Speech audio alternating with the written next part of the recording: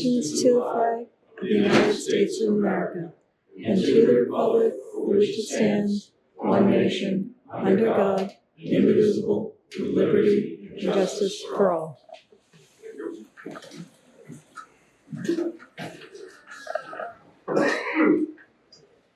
I'll read the notice of this meeting. There will be a meeting of the National Fish and Game Commission on Tuesday, July 16th, 2024 at 1 p.m. at the National Fish and Game Department, 11 Hazen Drive, Concord, New Hampshire, 03301. The public is entitled to attend all commission meetings and when recognized by the chairman, the public may speak on any item on the agenda. The chairman reserves the right to limit public comments to the extent necessary for the orderly conduct of the meeting. I'm moving down to action item 1, approval of the June 18, 2024 commission minutes. So I hear a motion. Motion to approve. Is there a second? I'll second it. Been moved and seconded to approve the minutes of June 18, 2024. Any further discussion on the motion? Seeing none, all in favor say aye. Aye. Those opposed? Stand approved. We'll move on to an item that's not on your agenda and it's listed as 1A on mine. I just put it down. And that is for the adoption, bringing up the adoption of a report on findings of fact, assumptions of law, and recommendations for disciplinary action. You all received a copy of that. These are 10 years minutes as to what transpired. We didn't have a court reporter here. Do I hear a motion on the adoption of this report? I'll make a motion to adopt the report. I'll second it. Been moved and seconded to accept the report of the adoption of the report on findings of fact, conclusions, law, and recommendations for disciplinary action. Is there any further discussion on the motion? Seeing none, all in favor of the motion signify by saying aye. Aye. Those opposed? Stand approved. Thank you. Item number 2, consent agenda. The following items have been grouped together and noticed as consent agenda items to expedite action on routine matters, which may or may not require public discussion. Commission members may remove certain items if further public input or discussion is deemed necessary. 2A, approval to accept a donation of $24.52 from Edward Harper, 5th grade student, who raised money to donate towards fisheries management. Hey, that's pretty neat. I wish he was right in front of us right now. 2B, approval to accept a donation of $125 from Christine Barker for the use of the department's advanced search and rescue team.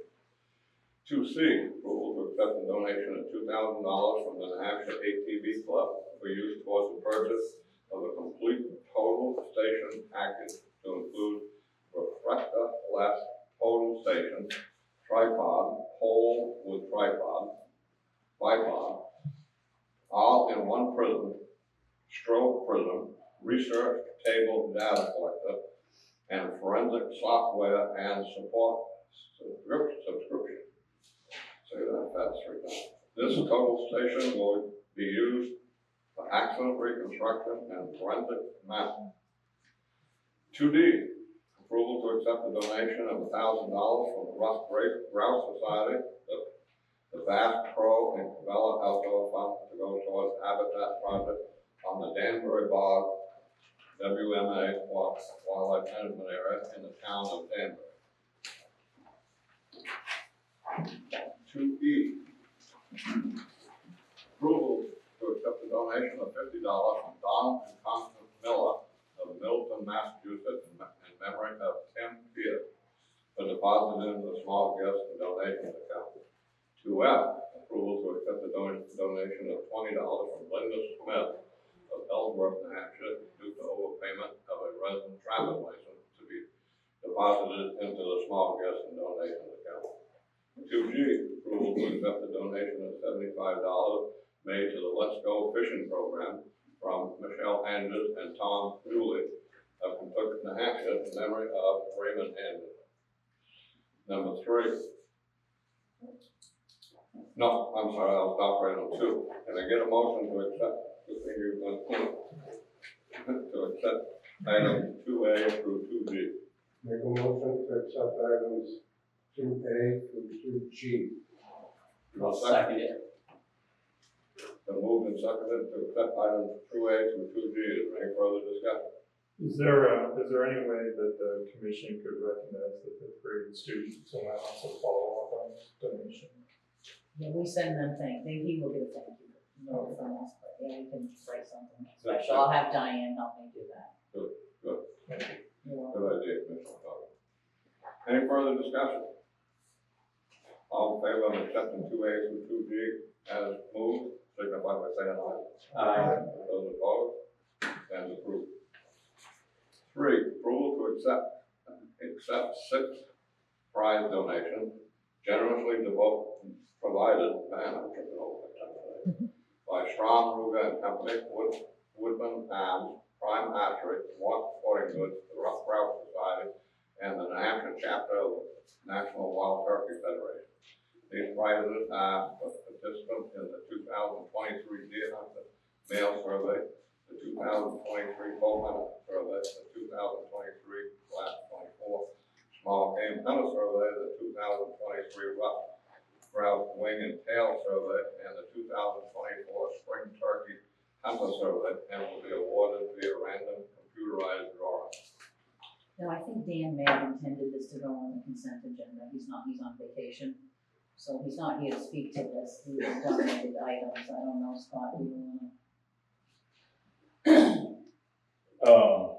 Those are all those are all prizes for the raffle. Yeah, for supporting the survey. Yeah. The survey for the sportsmen that return the survey, then we put the raffle, and it helps encourage sportsmen to support the survey. I think it needs to be announced what the prizes are and who gave them.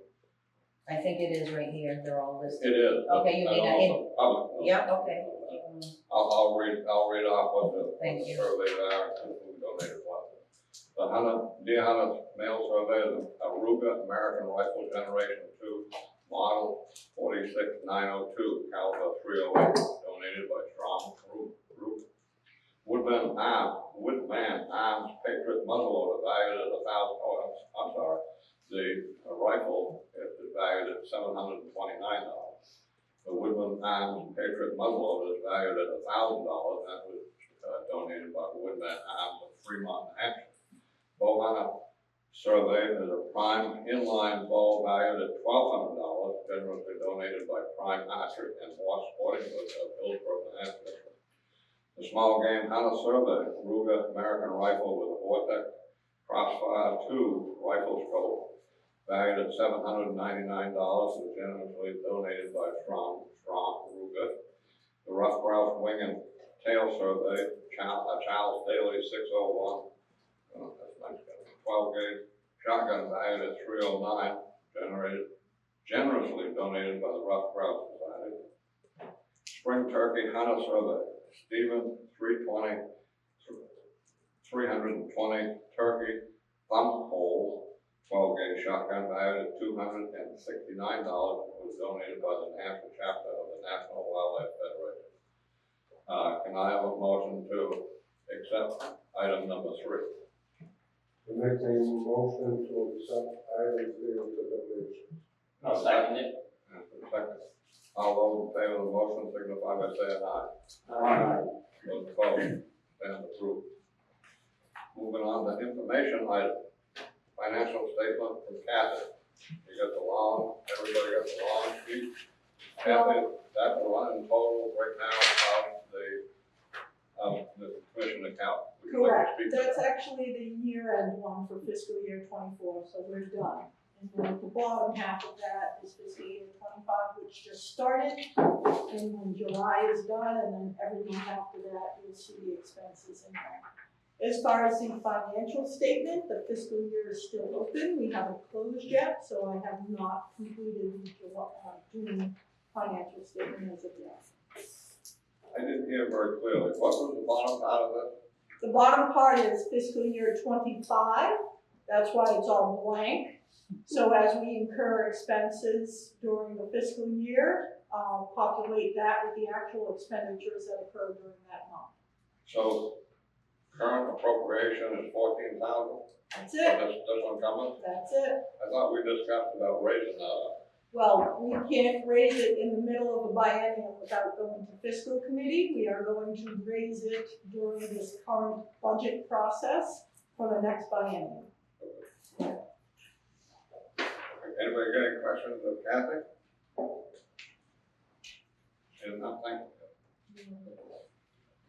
Number 2, overview of future action items to expend up to $35,000 from the fisheries habitat account to assist the wildlife habitat program in the acquisition of a conservation easement from the town of Milan. These monies will focus on the protection of Stearns Brook and the Androscoggin River, as well as angler access. In addition to riparian protection, this easement ensures hunters, anglers, and trappers access to the property and its resources.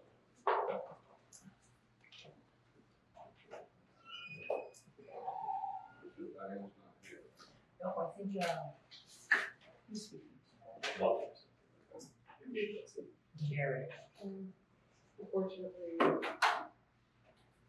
Diane's not here, my chief's not here, he's on vacation. Jared, you might want to introduce yourself. I don't think that a lot of the commissioners may know who you are. Yeah. Oh, that's interesting. Oh, so you have 2 screens. Oh, that's what it is. My computer said it for 2 screens, but we're good. Okay.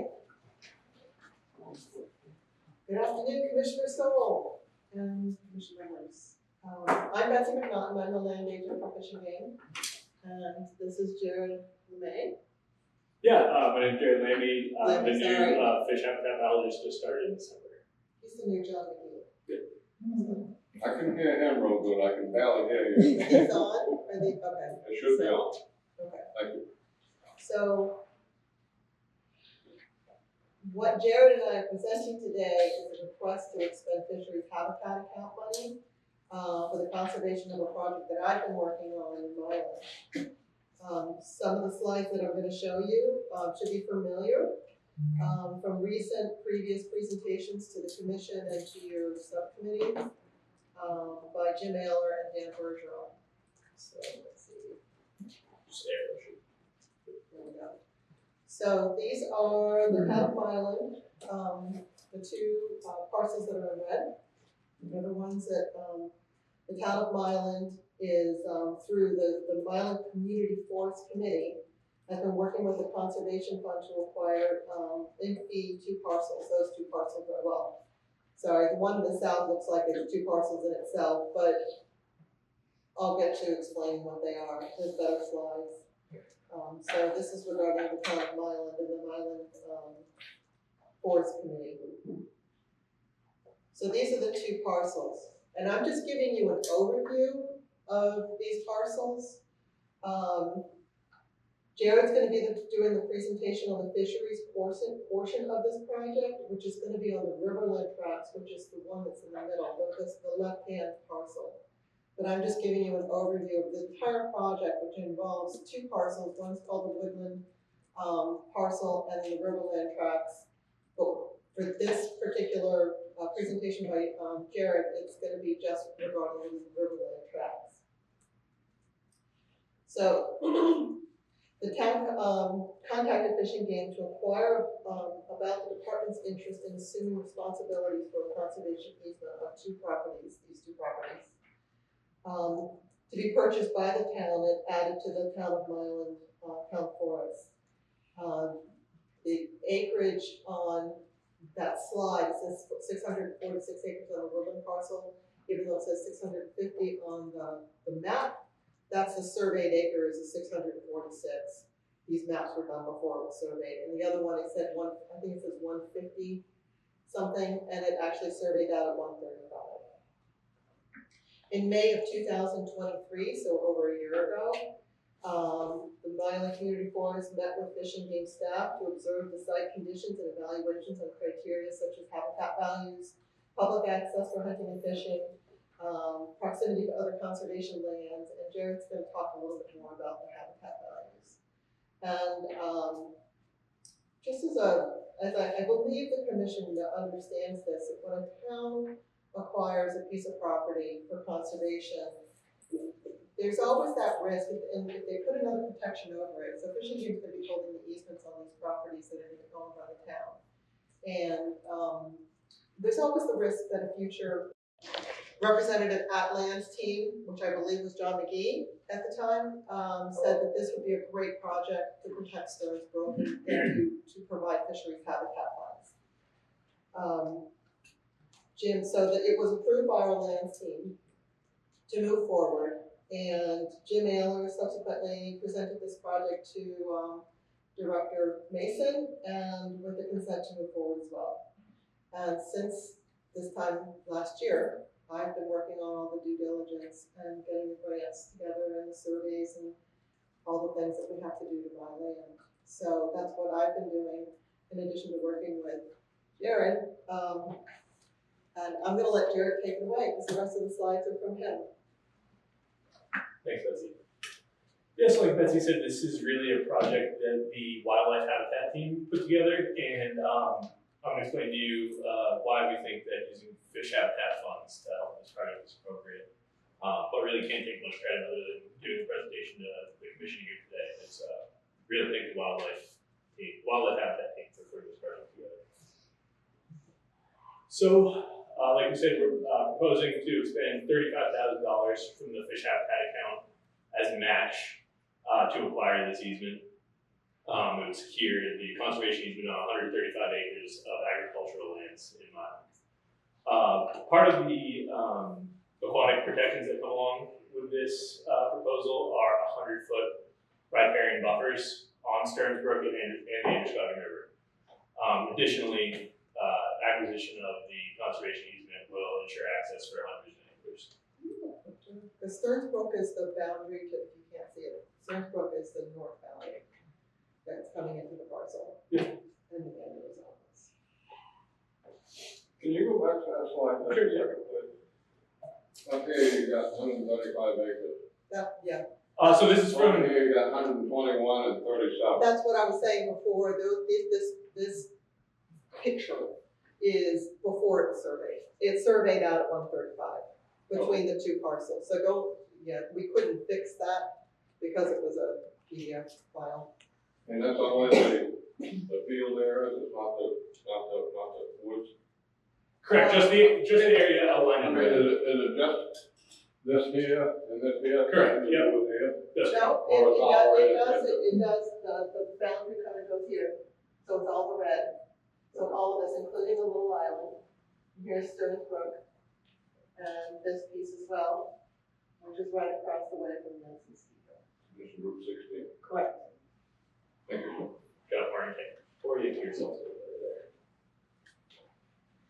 So a little more on these riparian buffers that will be part of the conservation easement. So there's about a half mile of this property that is along Stearns Brook, and there will be a 100-foot no agriculture buffer there. So no agricultural activities will take place in that 100-foot buffer. On the Androscoggin River, we negotiated a 50-foot no agriculture and 51 to 100 feet no crops requiring tillage, and that is along the about 1.3 miles of this property on the Androscoggin.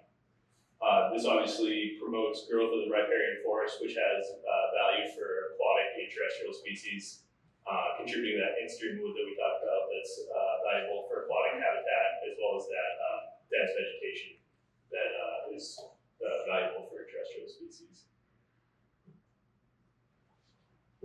Just a little more on some of the natural resources present on this property.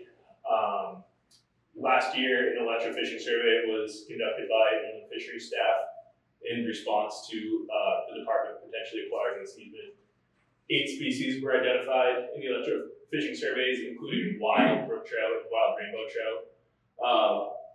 Finding wild rainbow trout in the survey is unique. We don't see that often in the state, so it suggests that stockfish are surviving long enough to reproduce, which suggests there's at least suitable habitat for the year for cold water species. Androscoggin River, obviously popular stocked trout and warm water fishery. And as far as terrestrial resources, a portion of the habitat along Stearns Brook, that pink section, has been identified as top-ranked wildlife habitat in the state. There's also 29 acres of silver maple floodplain, as well as the state endangered Saturday willow. And obviously the 100 acres of private agricultural soil. Can you see how that looks like? Just as a FYI, this is in the very baby steps in the process, but we are talking to this landowner as well. So in the next couple of years, maybe you'll see Jared and I again. So assuming most of you have not been out to this property, so I figured a couple of pictures would be valuable to show here. These are some shots along Stearns Brook when fishing game staff were out there last year. Also the agricultural fields in the floodplain. So the benefits of having a fishing game conservation easement on the river tracks. Like I said, the riparian protection with those 100-foot buffers in perpetuity. Ensures hunter and angler access to these properties. Projects like this also allow us to form relationships in the community. And like Betsy just mentioned, potential conservation easements on nearby properties and even neighboring properties. This is also an example of collaboration between the Wildlife and Fisheries Division, which is just a few details on the budget for this property and where the 35,000 fish habitat account falls into the bigger picture. That would be paired with just over $6,000 in a landowner donation to form the state match to unlock $123,000 in U.S. Fish and Wildlife funds to acquire this easement. I think that's all we have for you today. Anybody have any questions about the project? Any questions? I have a question. Yeah. With respect to the easement, is there boilerplate that you utilize when you write the easement? And would you just guess, how many pages would there be to an easement like this? There is some boilerplate language in easements, but in general, I don't like to say, yes, here's our template easement, because every property is different. And every property is we cater them to the specific properties, especially like that when we're talking about the tillage, and riparian buffers of this property. On this easement, I think that the language to the properties and when you don't have the legal description attached to it, I think is between 15 and 18 pages, less than 20. But they can, depending on what kind of reserved rights, what we negotiate, what kind of use limitations. Use limitations would be the limitations that we put on the property that the landowner would have to adhere to. And the reserved rights would be the landowner saying, hey, I want to reserve right here. I want to reserve, I guess the most obvious one thing might be, I want to reserve out a house lot, and that would be surveyed out. So, or cordwood is actually a better example. Somebody who wants to take cordwood off the property. They're limited to 3 cords a year, but it might be a reserved right for them to, I want to use this property for cordwood. Yep. With respect to the tillage land, okay, who would be responsible for maintaining a relationship with someone who might want to lease that to continue to manage it for a renewable crop? Is that the responsibility under the stewardship agreement, or would the town of Milan be dealing with that? The town of Milan would submit, so one of the lengthier sections in the easement has to do with plans. And so they have forestry plans, and they have stewardship plans, and they have agricultural plans. And so an agricultural plan would be submitted to Jim Ayler and reviewed by him and approved eventually. And the town would enter into an agricultural agreement with the farmer, and they would farm according to that agricultural agreement.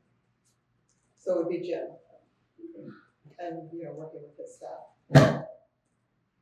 Thank you. Commissioner Hodgson. Two questions, if I may. The first being, will the two buffers result in net reduction in the amount of the land being used for agricultural purposes? Depending on what kind of crops they're planting at.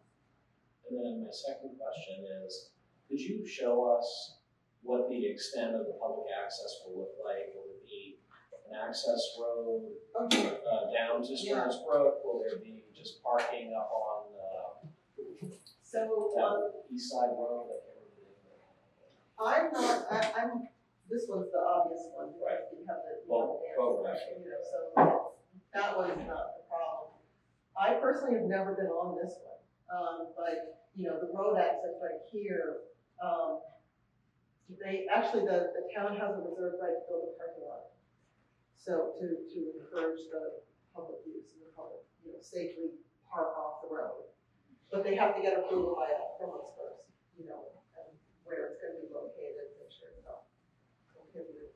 This is going up towards Delmar, right?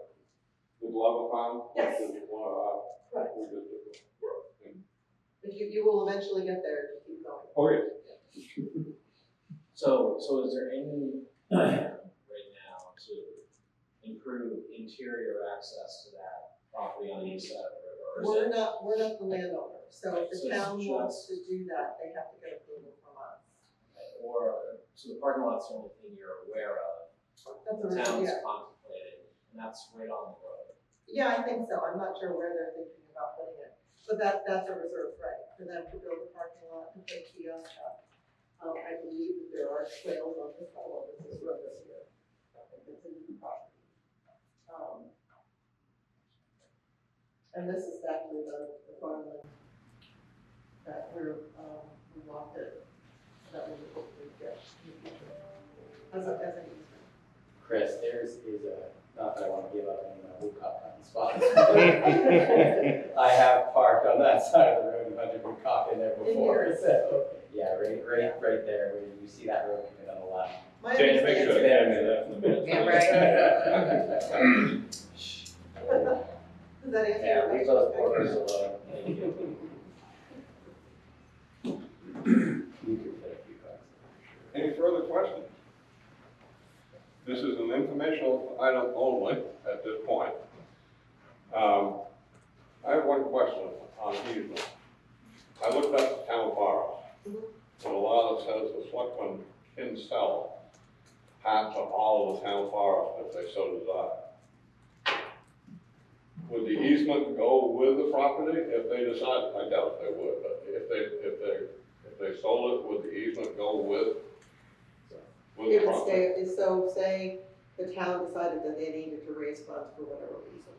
And they go, we want to sell it to Eric Stoll. Well, we're gonna sell the fields next to the Nansen ski jump to Eric Stoll. You would be, our easement would still, Would be with me Retain instead of you. town? yes. Okay. And we'd come to you and say, this is your easement, this is what you have to stay in this area with that easement. But I don't think that's, the town of Milan, this is my first project with them, and the Community Forest Committee, I thought was, I think there are a couple of towns in the North Country that have good forest committees, and it's a chartered, committee. So the town is just so behind the town forest, expanding in Milan. I think it's great to have the public's, not input, but, they're volunteering their time to conserve the land because that's booming up there, as you know. Thank you. Any further questions? Is it possible to move this to an action item today? You can make a motion and we get a second, and if the commission so votes, yes. I would make a motion to turn this into an action item today. Is there a second? I'll second it. Been moved and seconded to move this from informational to action. Is there any further discussion on the motion? Discussion, Mr. Chairman. Yes, Commissioner Green. I'm against moving it to an action for today, because I think there should be time for all the commissioners, if they want to go visit it or do some studying on this. We seem to be doing this a lot lately, taking something from information and moving it to action. I will be voting against making it action today. Any further discussion? Question, Commissioner Kane, answer. you'll forgive me, but Commissioner Green has caused me to think of this question. I first, thank you, Commissioner. Fortunately, I have been invited to view two different very large projects that are basically in motion. Yeah. In two different towns. Yeah, yes. Interestingly enough, having been around just long enough, I was very familiar with both projects, just sitting out there, or properties. Yeah. Now they have come onto our radar. So my question is just simple. Why, I was invited to go, other commissioners were invited to go. Why wouldn't a project like this be put out there and offered to any one of us that might have the time and the interest to go and view this and be able to hike around on it or see it and maybe ask more questions? I mean, it obviously it all sounds very good, but you know, I think due diligence was up there on the screen, and I think we have a responsibility. I mean, $35,000 is $35,000. And I would just say, I beg you that for projects in the future, if you could let us know if it's not being kept a secret for some reason, because I believe that there's a group of people sitting up here that would take a real interest and go and look at this. Just remember, John, in order to get the commission there, and we reimburse your travel fees, we're gonna be spending, Kathy, you got an estimate? Get the commission to Coas County? For the bees. 67 cents per mile. So we're telling you a couple $1,000 in travel fees to take a look at a $35,000 budget, just so everybody knows what we're talking about. Commissioner Green? It brings up a good point. No travel fees for the commission. Not all commissioners are gonna go.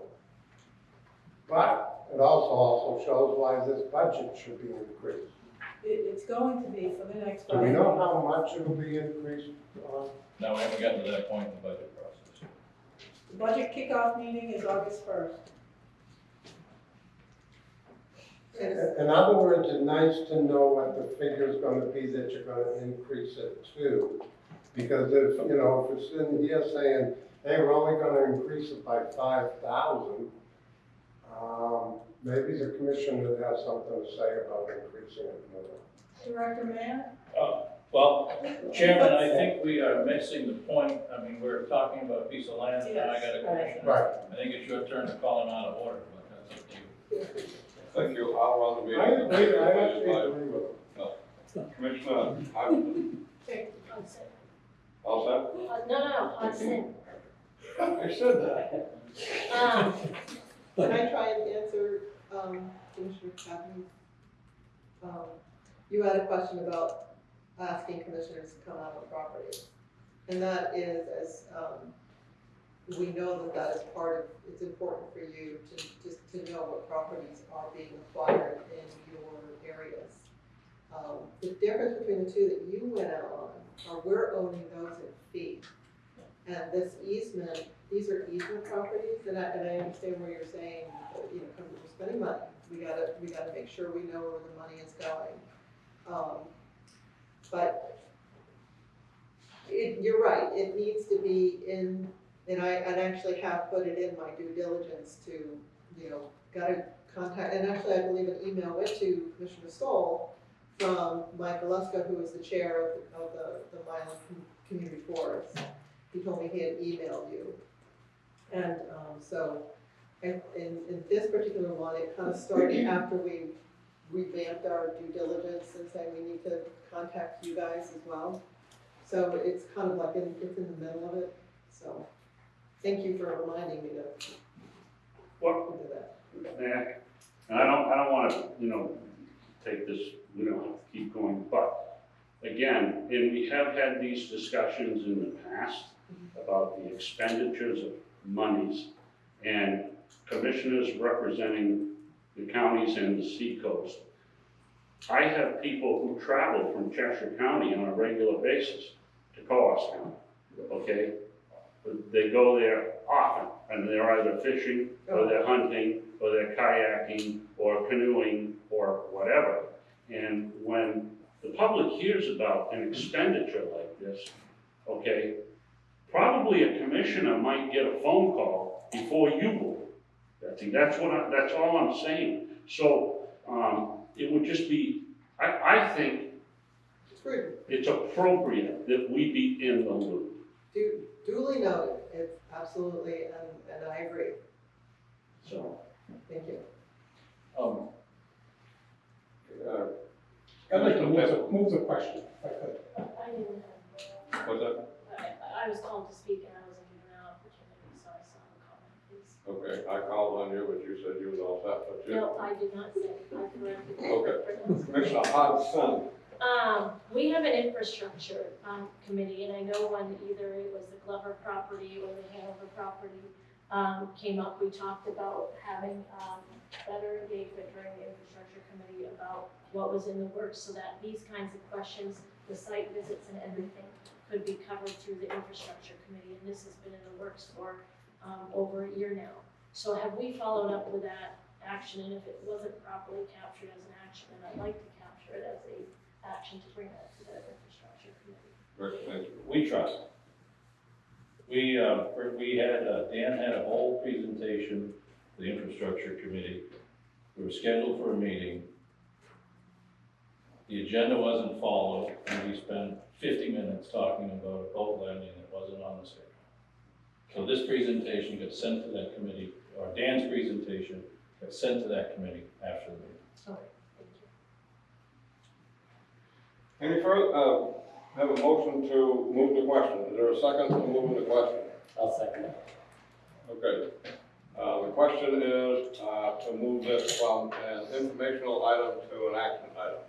Any further discussion on the motion? All in favor of the motion signify by saying aye. Aye. Those opposed? No. Please raise your hand. Supervisor did not. Temple and Green. Temple and Green. Okay, now it's an action item. Do I have a motion to expend the $35,000 to get a, I'll get an easement, conservation easement for the town of Milan, for that property that you've just witnessed. I'll make the Have a motion. for that effect. I'll make the motion to approve the $35,000 from the Fisheries Habitat account. Is there a second? I'll second. Been moved and seconded to expend, we heard the motion. Any further discussion on the motion? All in favor, say aye. Aye. Those opposed? Stands approved. Thank you very much. Thank you. Okay, we'll go to a committee structure now.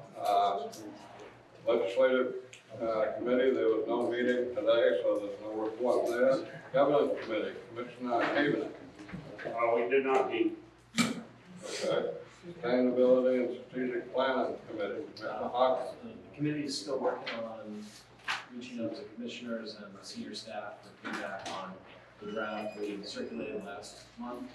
So we'll have a report for next month. Okay, thank you.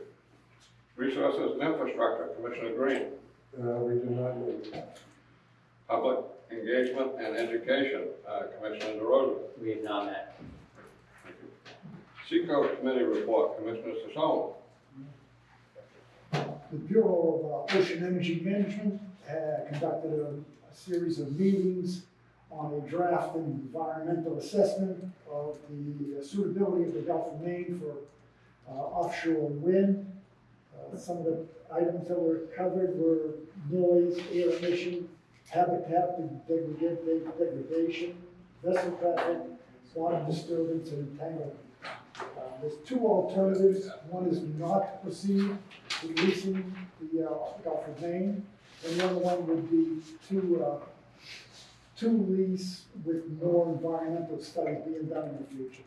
Right now, they're talking about over 2 million acres of the Gulf of Maine to be used for offshore wind.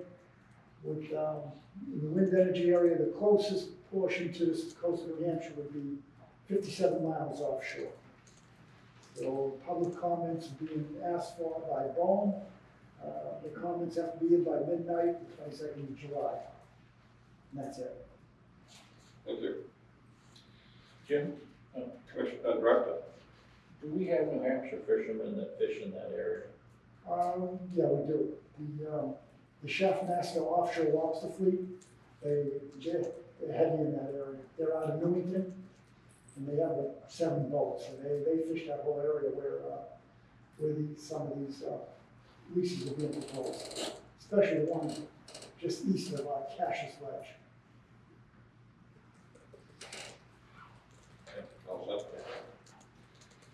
Okay, there'll be no Lake Management Advisory Committee report. New Hampshire Rivers Management Advisory Committee, Commissioner Hodgson. Yep, the committee will meet next on Friday of this week. The purpose of the meeting is to consider the lease of a piece of state-owned land in Claremont. The piece of property is a small wedge of land between a road and a railroad track. So, but it's necessary for the committee to meet, just given the timing of the disposition of the land, so that'll be this Friday. And it's adjacent to the Sugar River, which is why the committee's considering it. But it's less than 0.2 of an acre, it's a tiny little parcel. Thank you. Search Committee, Commissioner Hodgson. Yes, so we have finished the search and due diligence. We have closed out all the final interviews. The search committee has a final candidate recommendation, which we will be presenting to the full commission, going through the candidate's qualifications and the recommendation and reasons why for nomination. Are you making any motion? I will make a motion after we cover the rest of the business to for non-public session to discuss that. Okay. So we're just going to recess your report. Okay. Nominating Committee, Commissioner Hodgson. Okay, so we, as a committee, which included myself, Commissioner Tone, Commissioner Caveney, have reached out to all members of the current members of the commission and inquired as to whether they're interested in being considered for one of our 3 officer positions, chair, vice chair, and secretary/treasurer. We have 2 commissioners who are interested in serving as chair. We have 1 commissioner who's interested in serving as vice chair and 1 for secretary-treasurer.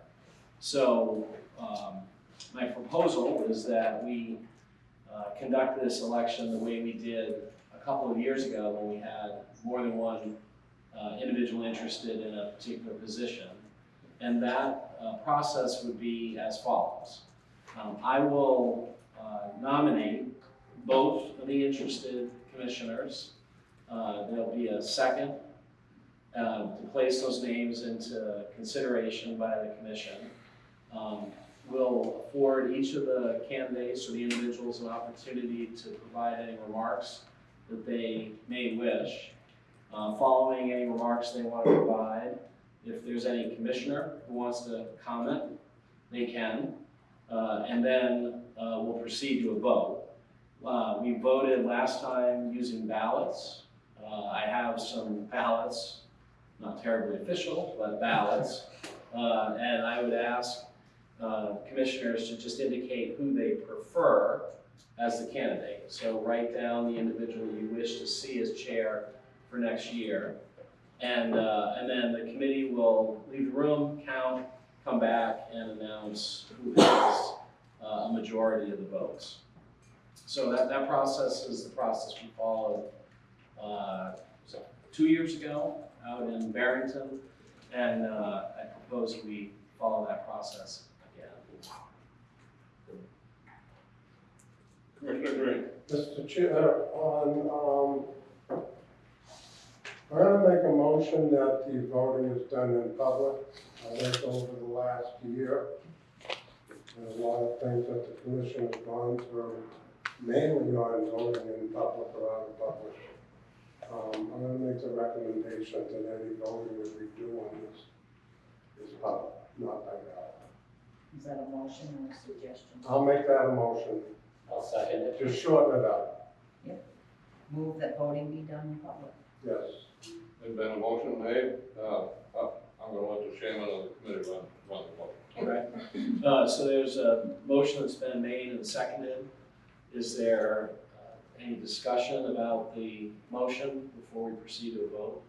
John? I would just say that for the last 2 rounds of elections, we have gone without vote.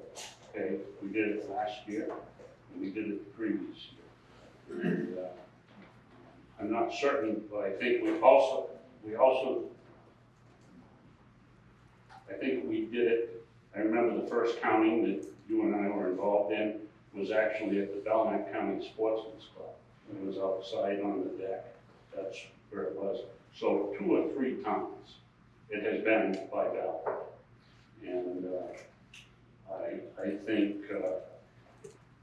I think people deserve the opportunity to write down a name and have it counted. Thank you. What, I remember that, by the way, but what was the previous practice of the commission before, everybody in this room, do we know? Was it always done by written ballot, or was it a time that it was done out loud? I believe so. It was done out loud traditionally. Years and years. My first commission meeting was electing the officers, and it was in this room in public. Thank you. So my recollection is that when there are no contested elections, it tends to be done by just voice vote. And at least during the time that I've been here, when there was a contested one, I believe it's always been ballot. Does anyone have a different recollection? Right? Chris, the reason why I'm doing it is over the last year, we've been questioned so much about voting public, non-public. And I believe, don't hold me to this, but I believe I have read that unless we're voting where it would affect somebody's reputation, we have to do votes in public. I'm just trying to make sure we go by what we should be doing.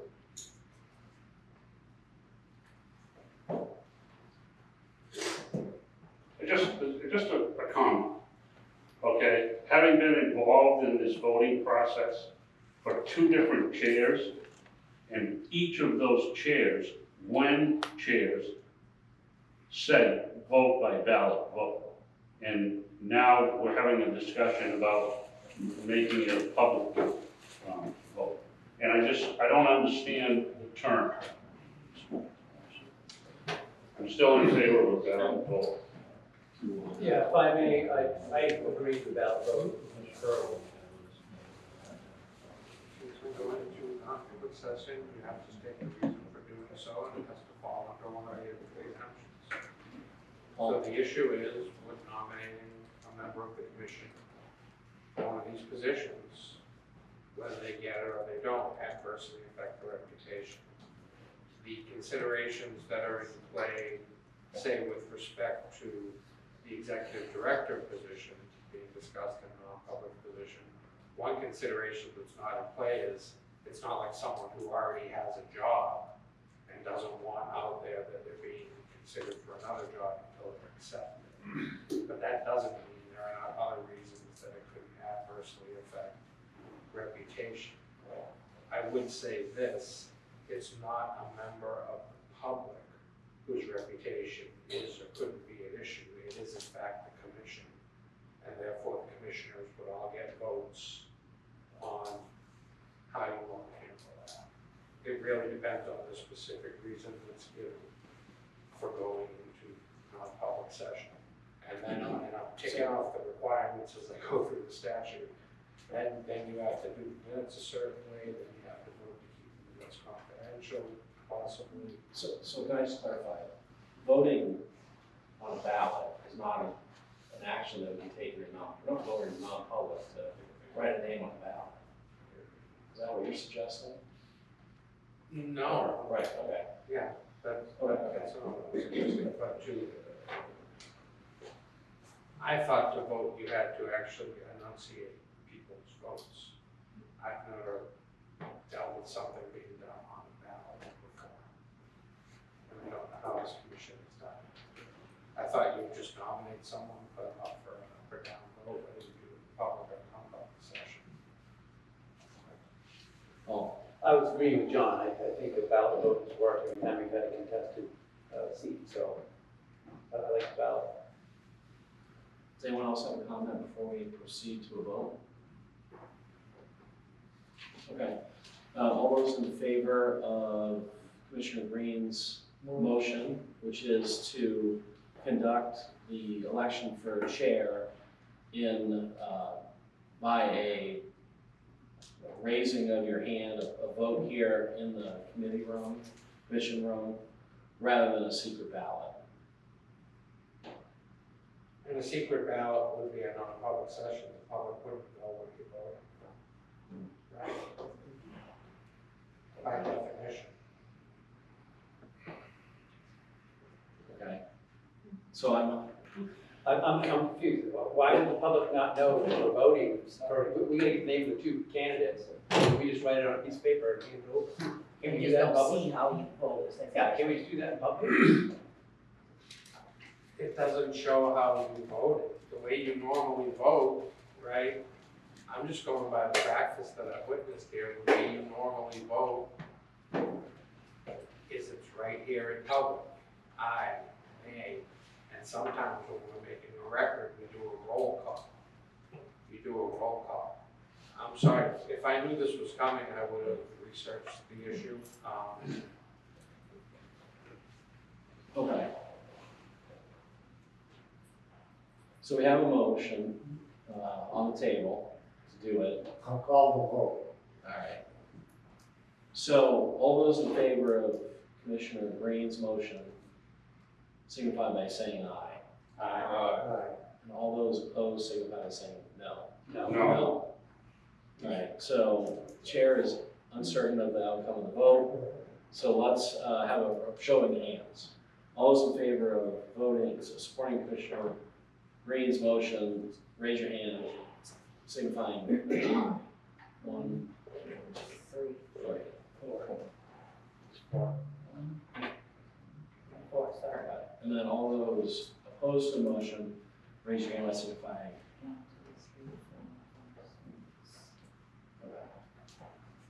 Did you get that, Sam? Yeah. Okay, so. I'd like to, let's go louder than the others. That's a good move. That's why the chair said he was unsure. Yeah. Right? That's why we raised our hands, so. Okay, so we have our process that we've chosen to follow. So I will nominate Commissioner Eric Stoll for the position of chair, and I will nominate Commissioner Ray Green for the position of chair for the coming year. Is there a second? Second. The motion's been seconded. Before we proceed to a vote, May I speak to my candidate? that was my next question. I'd like to ask the two candidates to speak if they'd like to. I would like We'll to. start with you. Thank you.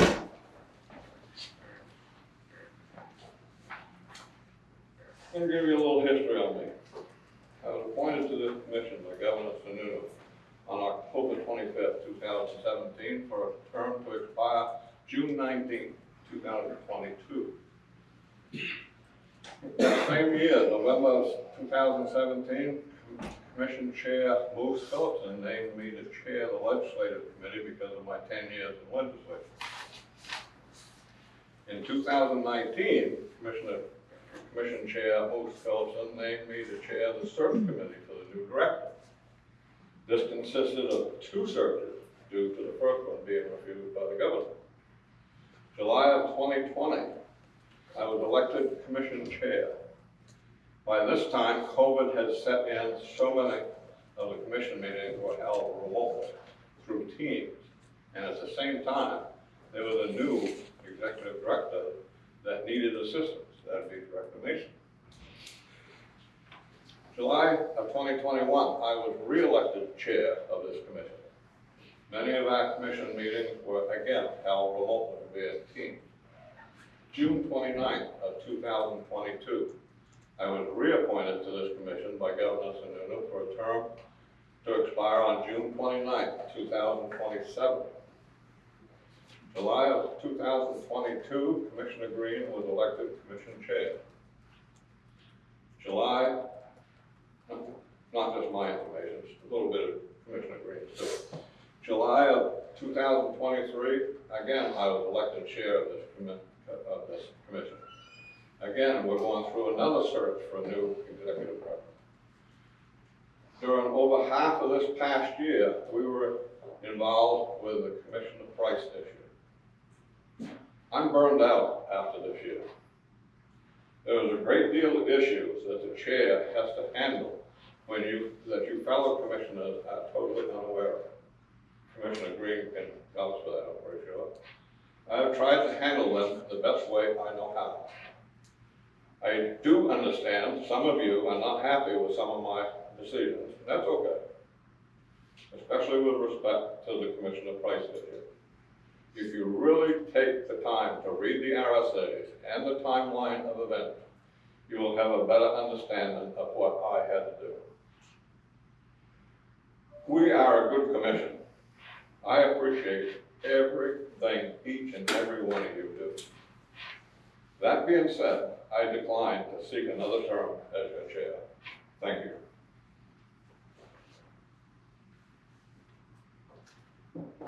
Okay. So I understand that you're withdrawing your name from consideration. I am. Okay. I'd like to say thank you for what you have endured as the chair through this past thing. I know it's been a lot. Thank you. And I think you did it with a lot of integrity. Thank you. Well said. Now I move to the question of chair. By secret ballot. Excuse me? By secret ballot. I don't think that's necessary. Are you making a motion? I make a motion to move the question, yeah. Are you gonna make a motion, we can do a hand vote or a voice vote for the position of executive? I believe we have the motion. Well, we No. adopted, We got more credits than this than ours. yeah, so we rejected, your motion. Yeah, your motion failed. Oh, okay. So now we have to write it down. I have a loud vote. Hand the paper out, write his name on it, and get on it. Which is what I was saying. Okay. I just didn't have the site. Okay. All right. So I didn't get the site, Mark. Mark just shared with me. 91, RSA 91A2, 2. Okay. So Mark just shared that statutory site with me, which, based on my quick reading over your shoulder, suggests that a secret ballot vote is not appropriate for the election, for an election taken in a public meeting. In open session. In an open meeting in public session, so as a consequence, since we've not gone into non-public session, we are in public session. I would suggest that we proceed with a vote for chair by a showing of our hands. Do we need to make a motion to? He's already nominated. But unless someone moves otherwise, I don't really know that we need to. What we voted on was to oppose Commissioner Green's motion. We never actually voted on the process. I was just describing what we've done in the past. Good. So, I'm happy. All right. Let's take a vote. so, not, Mr. Chair, yeah, if I may, I think I can make a motion to have the clerk cast one ballot for Commissioner Green to be chair. I think that's a legal motion. and if the committee supports that motion, then there's one ballot cast for, Just one ballot cast on Commissioner Green. Maybe I'm wrong, but it's been happened quite a few other times that I've been involved. okay? We'll stay out of the table.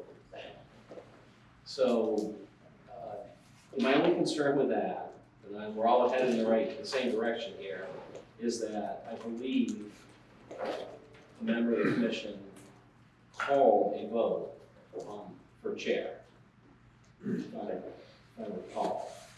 So, there has been a motion by a member of the commission to call the question, which is Commissioner Green's nomination for chair, following Commissioner Stoll's withdrawal.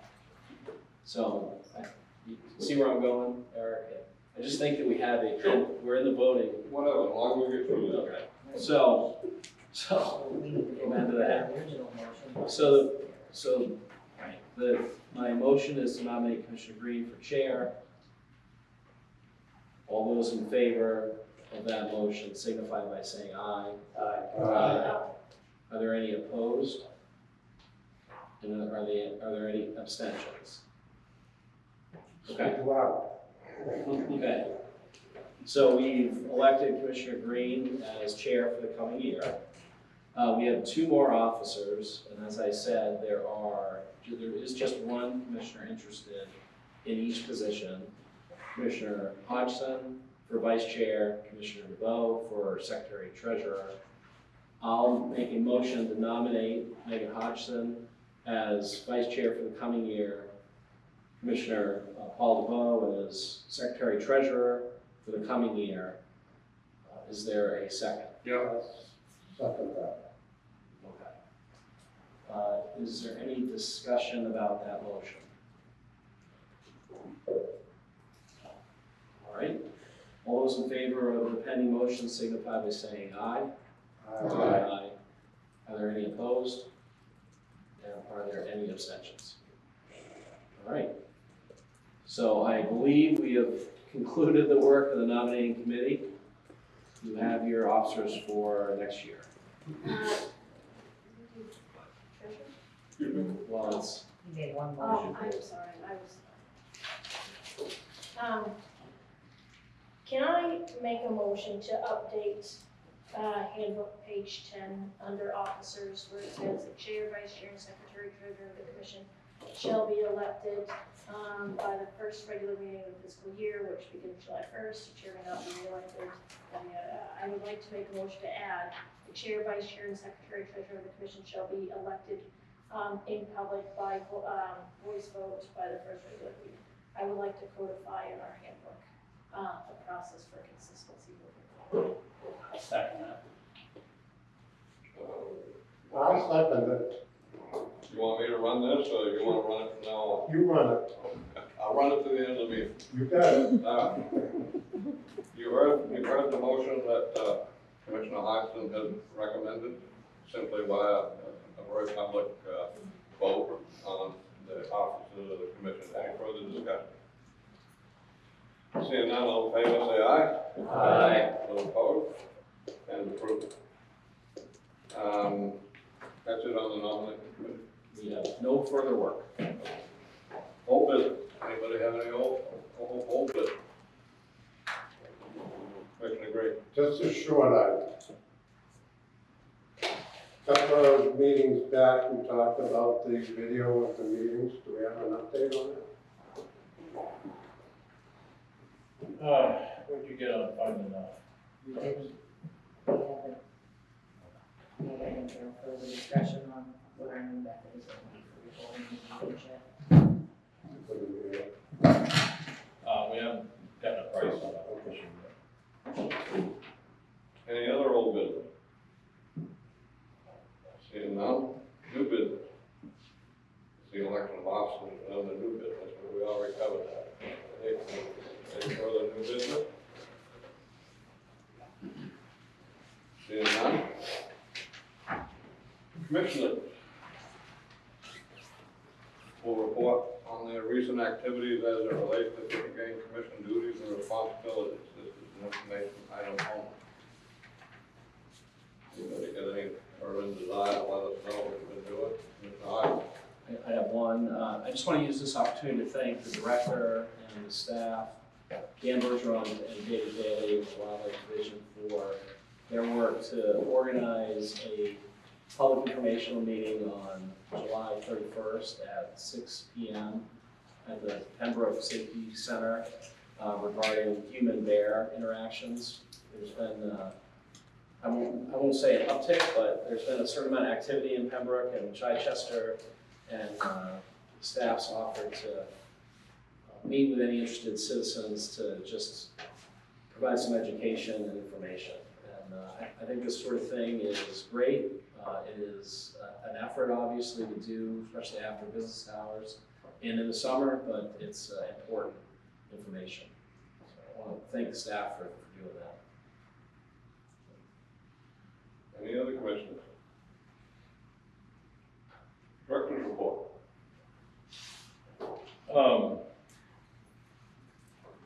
Presented to the capital budget committee a request for an additional $2 million to cover the cost of, to go along with the $4.6 million capital budget that we already have reserved for us to finish projects on fixing roofs, sealing the tanks, fixing the roofs at the hatchery structures, fixing some structural issues at a couple of the buildings we have, sealing the tanks themselves, and developing predator control methods at the hatcheries. We also requested money for a new heavy equipment trailer, backhoe. I apologize, I don't have the figures, but it was widely reported that the requests from the different departments greatly exceeded the amount of money that the state has available for capital budget items. So I'm assuming that there will be a large trimming of these requests as we go forward. Hosted a meeting this month with the New Hampshire Cooperative Extension Service and the Department of Agriculture to review our rules and policies and procedures covering animal damage, so like the fencing programs that we have to help landowners protect their beehives and crops. Along with the process of filing for deprivation permit when necessary, and also bear damage payments, and the final thing is the rights of property owners to kill animals that are destroying private property. Also attended the Marlow Selectmen's meeting to discuss concerns with a pending fishing game land purchase in their community. And I will be at the Co-ops Planning Board meeting Wednesday night.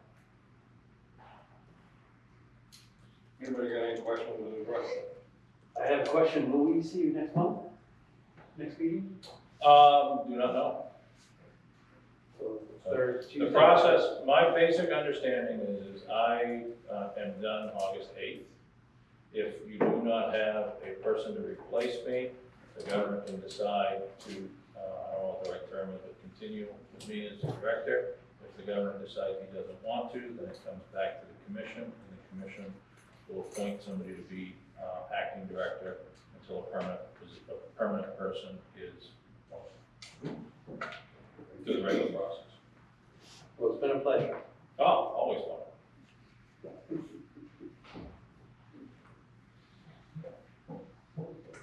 Any other questions of the director? It is unknown whether it's your last commission meeting or not. Correct. I don't think it is. I don't think things are gonna get done fast enough, so. Yep. Maybe we'll have at least another one, but maybe not. Okay, call to the public. Anybody? Yes, ma'am. Please come up to the microphone, say your name and what you wish to say.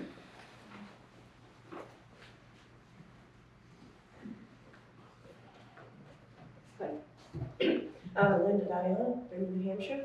It's been a pleasure, Mr. Mason. Thank you. You can smile.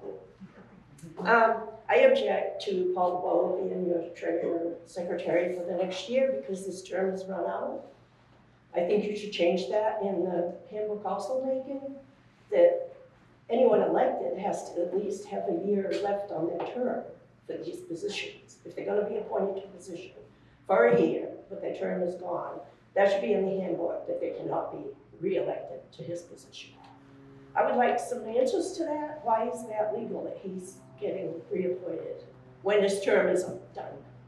He's presently holding the position. It's not within the commission's control whether or not he will or will not be reappointed.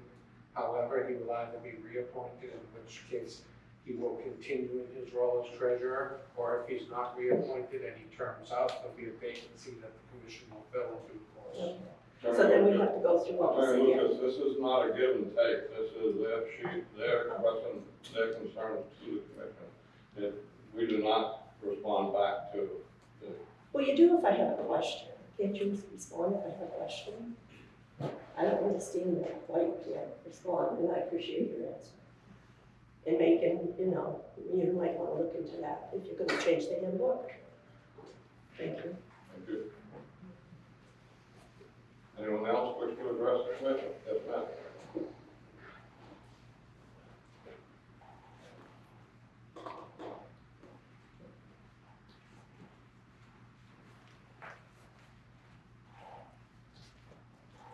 Good afternoon, my name is Christina Snyder from Chester, New Hampshire. And I want to say thank you to, there was a few commissioners that reached out to me after my public comment from last month, and I want to say thank you. And I want to put it out there that I do know that there are quite a few of you that care about these issues that I'm bringing up, and I really appreciate that, so thank you. But just to go expand on hounding again, I brought that up last month regarding some raccoon hounding. Well, to back up a little bit, the Fish and Game Department put out a PSA reminding the public to stay on trails and to keep dogs on leashes, which I agree with 100%, and I was grateful that they did that. However, starting July 1st, hound training for bears commenced, which means these hounds are running through the woods. They're not on trails, they're not on leashes. So I kind of, you have you do one thing and you say one thing and you do another kind of thing. And also this was posted by a bear hound hunter. This is during training. He posted some pictures and he said, a little 100-pound bear we treed this morning, we ran a total of 6+ miles, and this little sucker put up one hell of a fight. The dogs got scratched up a little bit, but the bear and the dogs got away unharmed. So it's not even bear season. However, we have a bear being harassed, put up a fight, whatever that means, and domestic canine dogs got scratched up. So this is animal fighting, and it's not even bear season yet. And this is a 100-pound bear, and female bears, according to New Hampshire Fish and Game, weigh 125 to 150 pounds, and male bears weigh 200 pounds to 250 pounds. So this was a small bear. This was a juvenile, this was a teenager. And this bear was chased through the woods, and there was an altercation. So what I want to bring up here is, again, I've asked my commissioner, I would like the commission to do another presentation on hounding, on the interactions of these hounds with wildlife. Because to me, there's no clear answers of what is legal and what is not legal, what is acceptable and what is not acceptable. And I don't really see a lot of punishment coming down. I have lost 100%, I've lost faith in law enforcement. So maybe in the future, this could be explained, the legality. Why is this okay when it's not even bear season that there was an interaction? There was a clear interaction with hounds and this young bear. And why does the public get told to stay on trails with their dogs on a leash, but yet it's perfectly okay to have these hounds running for miles in the woods while there's still birds nesting, there's young turkey poults? It's very disruptive. I don't consider that conservation. So please, maybe in the future, another presentation, just so that we can all get this. I don't know what I don't know. Please explain this to the public, because there are a lot of members of the public that are very concerned about these issues. So thank you very much for your time. Thank you. Anyone else? Going once? Going twice? We are adjourned. No. What? No. Oh, all right. We're not adjourned. Can I make a motion? Yes. I'd like to make a motion to enter non-public session under RSA 91A32C. Given that the subject matter of the meeting involves the consideration of employment applications, and given that such matters if discussed in public would likely affect adversely the reputation of such applicants. Is there a second? Second. Been moved and seconded to go into executive session. Is there any further discussion on that? All in favor, say aye. Aye. Those opposed? We are now in executive session. We will